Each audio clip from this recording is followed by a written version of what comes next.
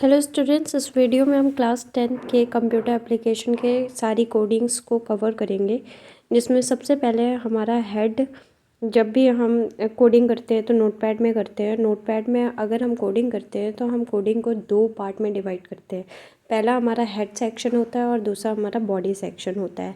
Head section में जैसे मैंने HTML लिखा, हेड लिखा, टाइटल लिखा, और टाइटल के अंदर हम जो XYZ दिए हैं और टाइटल क्लोज करें, फिर हेड क्लोज किया है, बॉडी टैग लिखा है, उसके आगे मैंने जो है हेडिंग्स के बारे में दिया हुआ है और बॉडी टैग क्लोज किया है HTML। ये बेसिक स्ट्रक्चर है हमारे HTML का। याद रखिएगा, HTML हमेशा ओपन होता है HTML के नाम से और क्लोज भी HTML के नाम से होगा। उसके बाद अगर आपका टाइटल दिया हुआ है तो आप HTML लिखिए, फिर हेड लिखिए, फिर उसके बाद टाइटल लिखिए, और टाइटल का जो नाम होगा उसे टाइटल क्लोज करिएगा और हेड क्लोज करिएगा। ये याद रखिएगा कि हेड टैग जो है हमेशा बॉडी टैग से पहले क्लोज हो जाता है। बॉडी टैग के बाद हम जो है पैराग्राफ टैग यूज़ करेंगे। पैराग्राफ टैग हम हमेशा P टैग से डोनेट करते हैं। HTML में H1 से हेडिंग H1 से लेकर H6 तक हेडिंग होती है। H1 से H1 क्लोज, और H2 से H2 क्लोज, S3 से S3, फिर H4, H5, S6, ऐसे करके हेडिंग टैग्स 6 होती हैं। और पैराग्राफ अगर हमें लिखना है तो P टैग हम यूज़ करते हैं। जैसे कि कोडिंग मैं लिख रही हूँ, H16 headings are available in HTML, H1 लिखा हुआ है, फिर H2 में भी ऐसे ही किया है, मैंने पेस्ट कर दिया है। फिर उसके बाद S3 में हम जो है यहाँ पर लिखेंगे H3 टैग, उसके बाद डैश डैश करके, मतलब इसी तरह H4 भी होगा, S6 भी होगा, और हम यही टैग लिख देंगे S6 तक।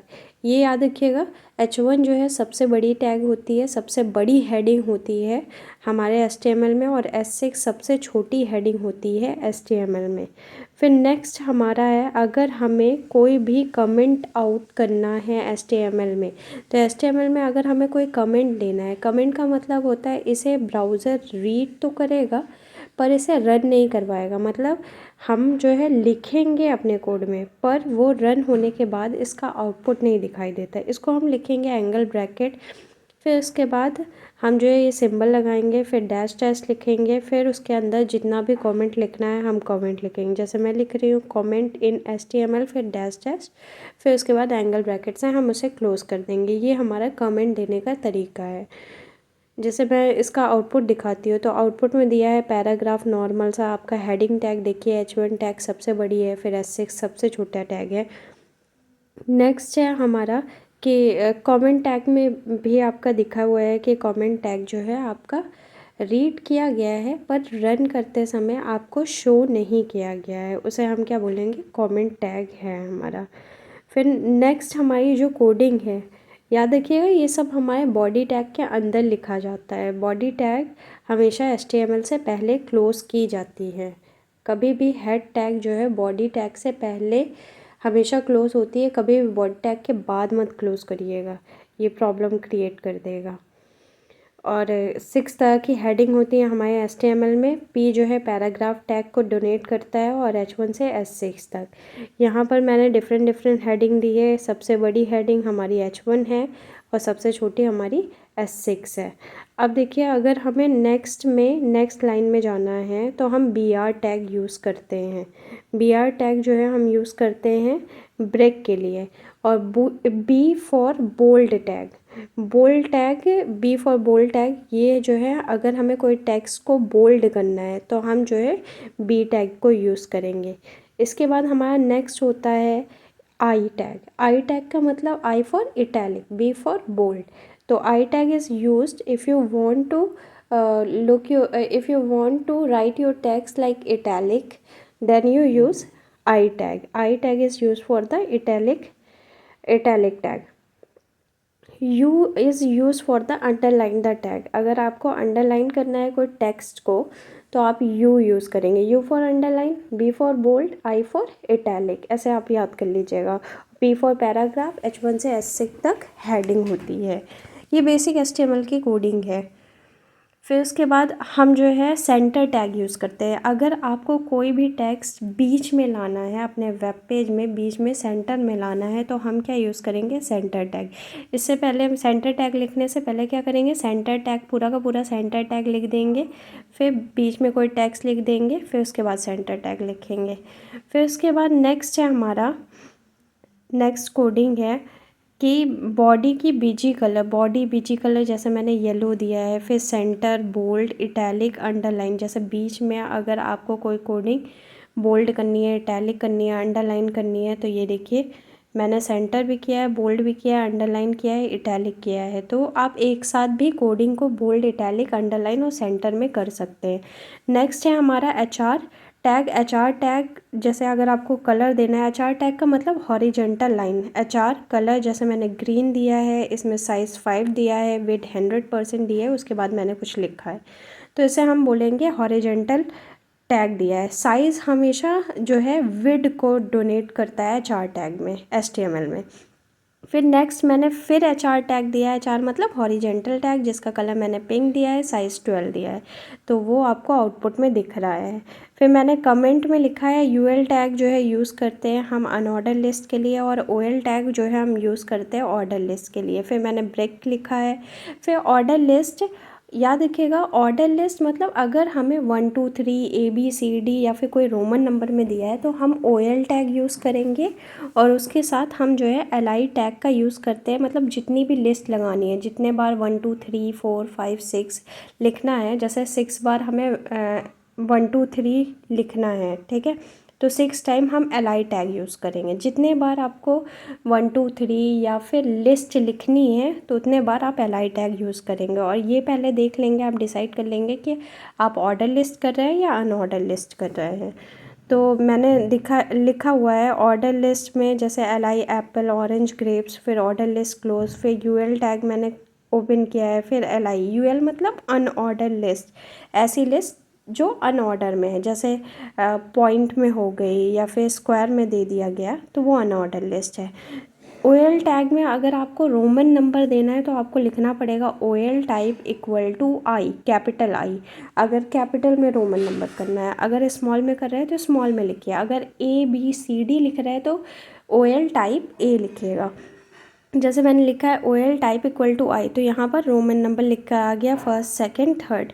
अगर मुझे यहाँ पर लिख रही हूँ जैसे UL type equal UL type equal to square, मतलब अनऑर्डर लिस्ट जो है, जो पॉइंट में दिया हुआ है वो स्क्वायर में चेंज हो जाए। तो मैं इसे रन करवाऊँगी दोबारा, Ctrl+R करूँगी, रिफ्रेश करूँगी। ये देखिए यहाँ पर अगर मैं रन करवाती हूँ इसको, तो ये जो है स्क्वायर में अभी चेंज हो जाएगा। Ctrl+R। OL टाइप, ये जो UL टाइप है I, अगर यहाँ पर मैं UL टाइप जैसे थर्ड लिख दे रही हूँ और रिवर्स लिख दे रही हूँ, तो यहाँ पर क्या होगा कि रिवर्स में आ जाएगा। जैसे ही आप OL टाइप और फिर उसके बाद कोई भी नंबर उसका रिवर्स करेंगे, जैसे यहाँ पर मैं 3 ले रही हूँ और उसका रिवर्स कर रही हूँ, तो आएगा 3 2 1। ये देखिए 3 2 1, और नीचे UL type equal to square दिया है, तो UL टाइप जो है हमारा स्क्वायर में आ गया है। फिर उसके बाद नेक्स्ट जो है हम नेस्टेड लिस्ट करेंगे। नेस्टेड लिस्ट का मतलब होता है लिस्ट के अंदर लिस्ट। अगर आपको ऑर्डर लिस्ट दिया है उसके अंदर फिर अनऑर्डर लिस्ट दे दिया है, तो फिर हम उसकी कोडिंग कैसे करेंगे, तो उसके बारे में हम जो है डिस्कस करेंगे। पहले हम सबसे पहले सीखेंगे सब स्क्रिप्ट और सुपर स्क्रिप्ट। ये भी इम्पॉर्टेंट है। सब स्क्रिप्ट होता है अगर आपको बेस में कोई वैल्यू लिखनी है, ठीक है, तो subscript, this tag is use to give the subscript value. मतलब बेस में अगर कोई वैल्यू लिखनी है, जैसे H2O, तो 2 जो है बेस में आता है, तो उसमें सब स्क्रिप्ट यूज़ करेंगे। फिर नेक्स्ट आता है हमारा सुपर स्क्रिप्ट, जिसे SUP लिखते हैं, और सब स्क्रिप्ट को SUB लिखते हैं। तो सुपर स्क्रिप्ट में लिखेंगे अगर हमें कोई भी टैग में, जैसे कोई भी टेक्स्ट में अगर हमें पावर देना है, जैसे x² + y² देना है, तो हम सुपर स्क्रिप्ट लिखेंगे SUP। This tag is use to give superscript the text. या फिर ये टैग जो है यूज़ किया जाता है अगर हमें कोई पावर जैसी वैल्यू लिखनी है, कोई टेक्स्ट के ऊपर कोई वैल्यू लिखनी है, तो हम जो है सुपर स्क्रिप्ट को यूज़ करेंगे। तो हम लिखेंगे this tag is use to write the text on upper side like power superscript. अब हम जो है कुछ एग्जांपल कर लेते हैं, जैसे सबस्क्रिप्ट और सुपरस्क्रिप्ट। ये देखिए, जैसे मैंने इसको सबस्क्रिप्ट में लिखा है तो नीचे हो गया टेक्स्ट के, हेलो के नीचे जो है वो सबस्क्रिप्ट है। अगर आपको इस तरह नीचे में लिखना है कोई टेक्स्ट तो सबस्क्रिप्ट में लिखेंगे, अगर ऊपर में लिखना है तो सुपरस्क्रिप्ट में लिखेंगे। फिर नेक्स्ट जो है हम सबस्क्रिप्ट के बाद, ये देखिए ये सबस्क्रिप्ट है हेलो के नीचे, और हेलो के ऊपर जो टेक्स्ट है वो सुपर स्क्रिप्ट है। सुपर ऊपर से याद कर लेना, जैसे सुपर और पावर। फिर उसके बाद हमारा, जैसे मैंने लिखा, मुझे लिखना है कोई H2O, ठीक है, जैसे H2O लिखना है, या फिर एक्स स्क्वायर और वाई स्क्वायर। जैसे मैंने लिखा let's write H2O in in subscript and जैसे हम स्टार्ट करते हैं H2O लिखना तो हम H लिखेंगे, फिर 2 नीचे की तरफ है तो हम 2 नीचे लिखने के लिए सब लिखेंगे, फिर 2 लिखेंगे, सब को क्लोज करेंगे, मतलब सब स्क्रिप्ट बेस वैल्यू है, और O तो नॉर्मल था हमारा तो O नॉर्मल हो जाएगा, ठीक है। इसी तरह अगर हमें नेक्स्ट एक्स स्क्वायर या y square, x square plus y square लिखना है, let's write H2O in subscript and x square plus y square in superscript है। तो यहाँ पर हम लिखेंगे एक्स तो नॉर्मल लिखेंगे, एक्स को हम नॉर्मल लिखेंगे, सुपर में SUP, ठीक है। 2 को हमें ऊपर लाना है तो इसलिए सुपर स्क्रिप्ट के बीच में क्या लिखेंगे हम 2, जो वैल्यू को हमें ऊपर लाना है तो हम उसे बीच में लिखेंगे, ठीक है। सुपर स्क्रिप्ट 2 सुपर स्क्रिप्ट, फिर प्लस वाई, फिर सुपर स्क्रिप्ट, फिर बीच में 2, फिर सुपर स्क्रिप्ट को हम क्लोज कर देंगे, मतलब SUP को हम क्लोज कर देंगे। फिर उसके बाद एंटर करेंगे और इसे सेव करूँगी मैं। फिर उसके बाद हम इसकी वैल्यू देखेंगे। तो यहाँ पर Ctrl+R करती हूँ, ये देखिए यहाँ पर मैंने BR टैग मतलब ब्रेक टैग नहीं यूज़ किया। BR टैग क्यों यूज़ करते हैं? लाइन ब्रेक के लिए, मतलब एक लाइन से दूसरी लाइन में अगर हमें स्पेस क्रिएट करना है तो हम BR टैग का इस्तेमाल करते हैं। तो मैंने BR टैग इस्तेमाल कर दिया है। यहाँ पर देखिए H2O सब स्क्रिप्ट का एग्जाम्पल हो गया, और x square plus y square हमारा किसका एग्जाम्पल हो गया? सुपर स्क्रिप्ट का। यहाँ पे हम BR टैग यूज़ कर ले रहे हैं, BR यूज़ करते हैं हम ब्रेक टैग के लिए। और याद रखिएगा ऐसा टैग जो कि क्लोज नहीं होता है, सिर्फ ऑन टैग होता है, जैसे ब्रेक टैग मैं क्लोज नहीं कर रही हूँ स्लैश के साथ, तो ये हमारा एम्प्टी टैग कहलाता है। और ऐसा टैग जो कि ओपन भी होता है क्लोज भी होता है, जैसे HTML हो गया, बॉडी टैग हो गया, ये हमारा कंटेनर टैग कहलाता है। तो ये सबस्क्रिप्ट और सुपर स्क्रिप्ट का एग्जांपल है, ये बहुत इंपॉर्टेंट है। सबस्क्रिप्ट और सुपर स्क्रिप्ट आपके एग्ज़ाम में पूछता ही है हर हाल में। फिर नेक्स्ट है हमारा, जैसे यहाँ पर अगर जैसे बार बार ब्रेक टैग नहीं लगाना है तो आप एक और टैग यूज़ करते हैं जिसे हम बोलते हैं प्री टैग। ये टैग क्या करता है कि जैसा स्पेस है वैसे ही रहने देता है, हमें बार बार जैसे ब्रेक की वैल्यू नहीं यूज़ करनी है, और जैसे हम लिखते जा रहे हैं वैसे ही वैल्यू दिखाई दे तो हम क्या यूज़ करेंगे? प्री टैग यूज़ करेंगे। ये देखिए यहाँ पर मैंने प्री टैग यूज़ किया तो वैसे ही स्पेस कर दिया जैसे मैंने राइट किया है। तो प्री टैग ब्रेक टैग से ज़्यादा बेटर माना जाता है और स्पेस भी बचाता है हमारा। अब हम ये कोडिंग को डिलीट करेंगे, फिर उसके बाद हम नेस्टेड लिस्ट वाली कोडिंग करेंगे। तो नेस्टेड लिस्ट वाली कोडिंग हम स्टार्ट करते हैं। इसमें नेस्टेड लिस्ट का मतलब है लिस्ट दिया हो और उस लिस्ट के अंदर कोई लिस्ट हो, उसे हम क्या बोलेंगे? Nested list. तो हम ब्रेक टैग यूज़ करेंगे। फिर उसके बाद मैंने ऑर्डर लिस्ट लिख लिया, ठीक है।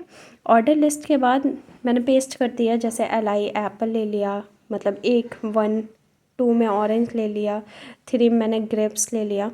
और फिर उसके बाद हम जो है ऑर्डर लिस्ट के ही अंदर अनऑर्डर लिस्ट लेंगे। तो मैंने UL टैग ले लिया, UL टैग मैंने पेस्ट कर दिया और UL टैग को हम क्लोज़ कर देंगे।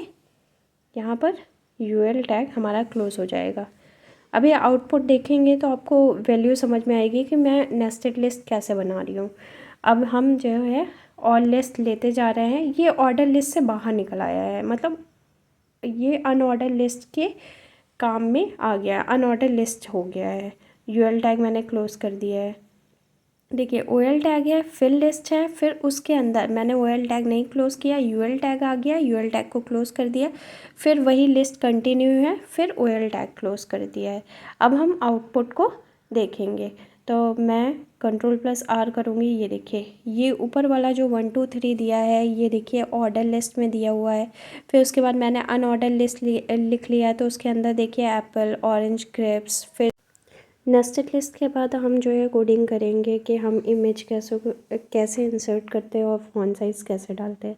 तो हम वही HTML हेड लिखेंगे, HTML लिखेंगे, टाइटल लिखेंगे, टाइटल क्लोज करेंगे, हेड क्लोज करेंगे, फिर बॉडी BG कलर।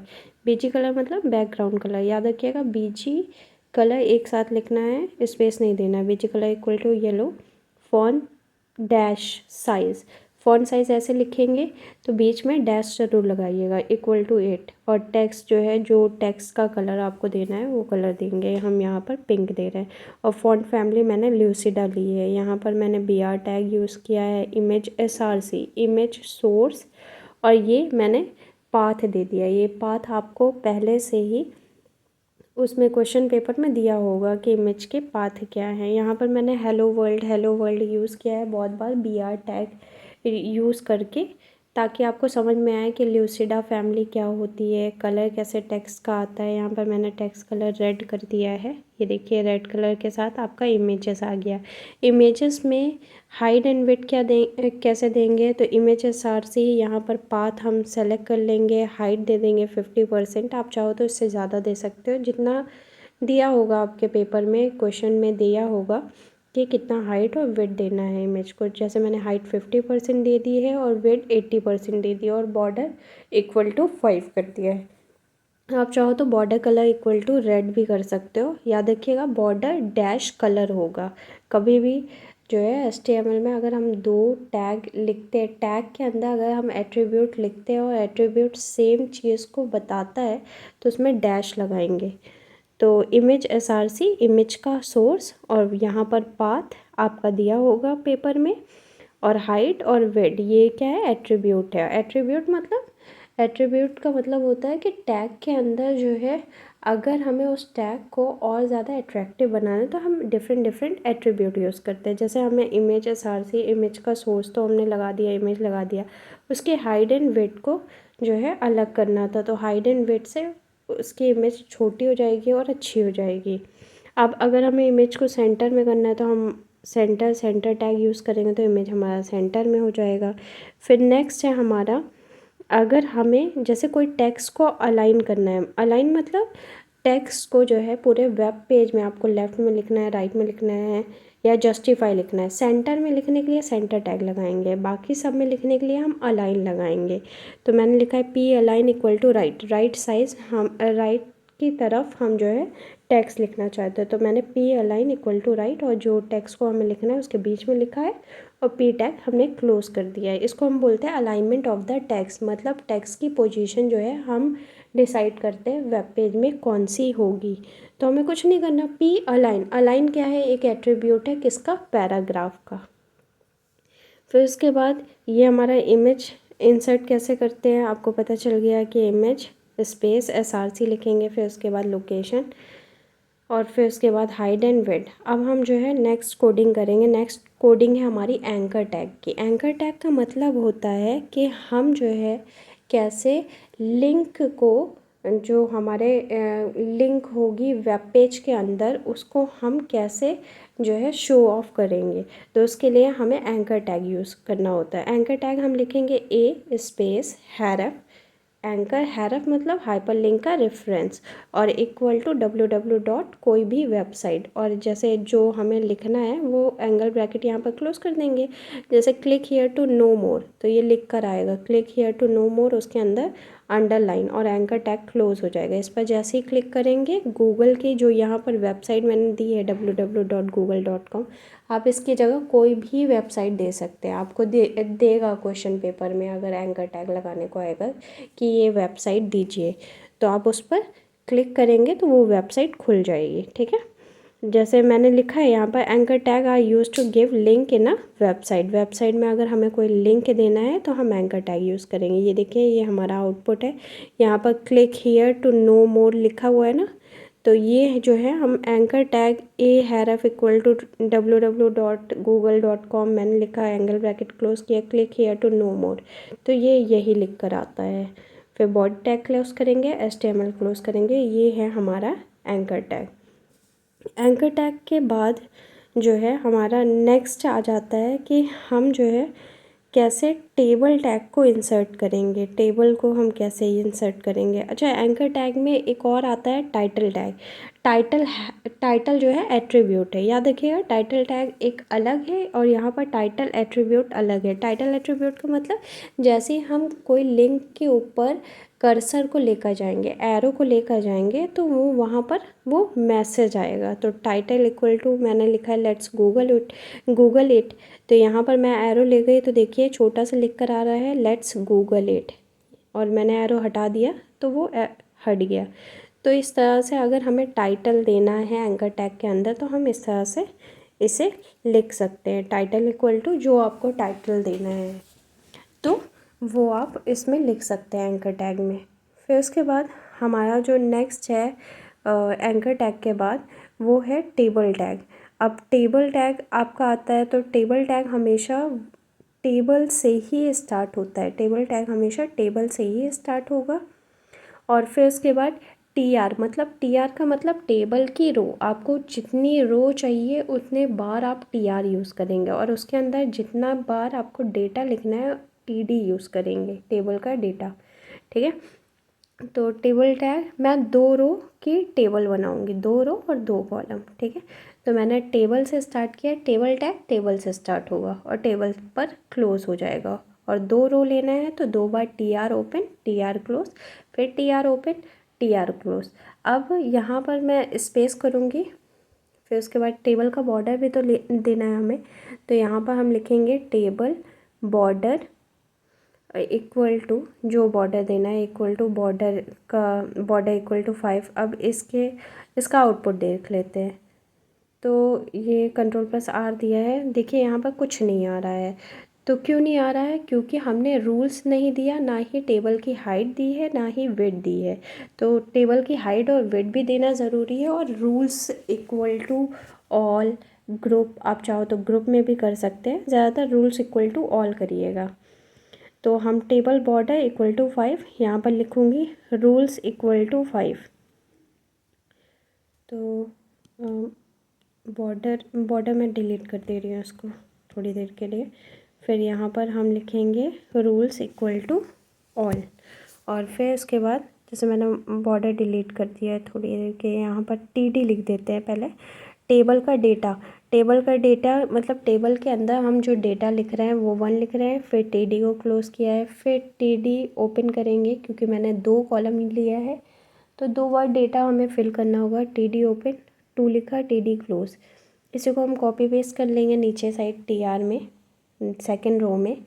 तो ये TR कॉपी और यहाँ पर पेस्ट, यहाँ पर लिखेंगे TD T1 T2। अब हम जो है इसका आउटपुट देखेंगे। तो ये देखिए इतना छोटा सा आया है, यहाँ पर ना मैंने हाइट दी है ना वेट दी है टेबल की, तो बहुत छोटी सी टेबल बन के आ रही है। तो यहाँ पर हम हाइट और वेट लिखेंगे।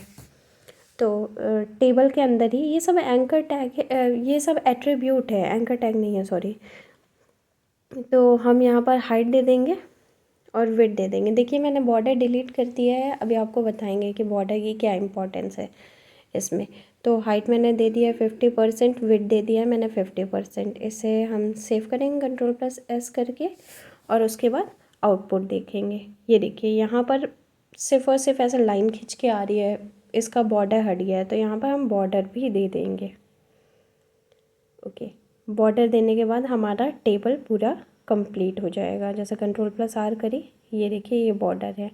यहाँ पर एक सेल जो है TR ये बता रहा है एक रो, और दूसरा TR दूसरी रो बता रहा है, और ये TD एक रो बता रही है और ये दूसरी रो बता रही है। ये आपका बेसिक HTML है। आपको वीडियो कैसी लगी? वीडियो को लाइक, शेयर और चैनल को सब्सक्राइब ज़रूर करिएगा। Thank you.